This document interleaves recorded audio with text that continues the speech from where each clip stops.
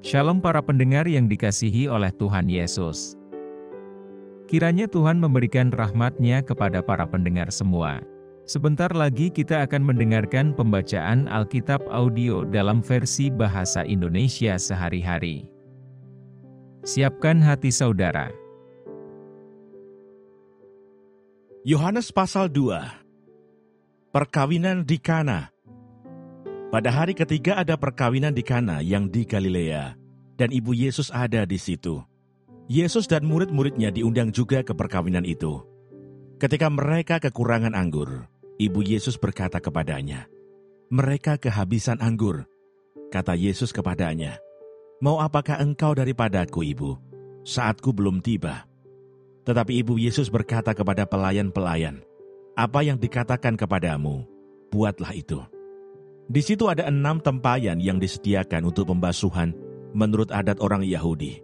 Masing-masing isinya 2-3 buyung. Yesus berkata kepada pelayan-pelayan itu, "Isilah tempayan-tempayan itu penuh dengan air," dan mereka pun mengisinya sampai penuh. Lalu kata Yesus kepada mereka, "Sekarang cedoklah dan bawalah kepada pemimpin pesta." Lalu mereka pun membawanya. Setelah pemimpin pesta itu mengecap air yang telah menjadi anggur itu, dan ia tidak tahu dari mana datangnya. Tetapi pelayan-pelayan yang mencedok air itu mengetahuinya. Ia memanggil mempelai laki-laki dan berkata kepadanya, "Setiap orang menghidangkan anggur yang baik dahulu, dan sesudah orang puas minum, barulah yang kurang baik. Akan tetapi engkau menyimpan anggur yang baik sampai sekarang." Hal itu dibuat Yesus di Kana yang di Galilea, sebagai yang pertama dari tanda-tandanya, dan dengan itu ia telah menyatakan kemuliaannya, dan murid-muridnya percaya kepadanya. Yesus di Kapernaum.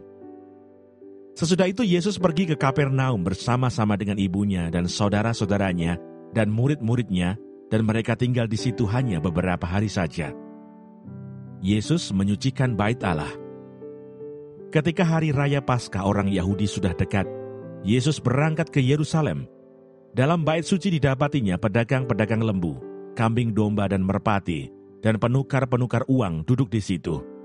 Ia membuat cambuk dari tali, lalu mengusir mereka semua dari bait suci dengan semua kambing domba dan lembu mereka. Uang penukar-penukar dihamburkannya ke tanah, dan meja-meja mereka dibalikannya.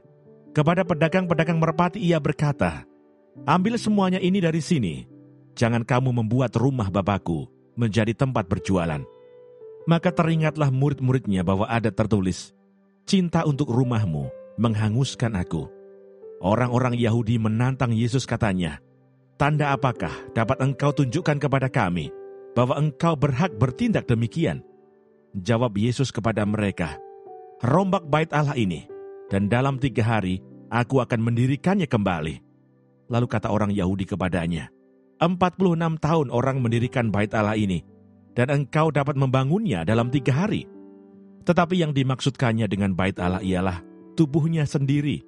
Kemudian sesudah ia bangkit dari antara orang mati, barulah teringat oleh murid-muridnya bahwa hal itu telah dikatakannya, dan mereka pun percayalah akan kitab suci dan akan perkataan yang telah diucapkan Yesus.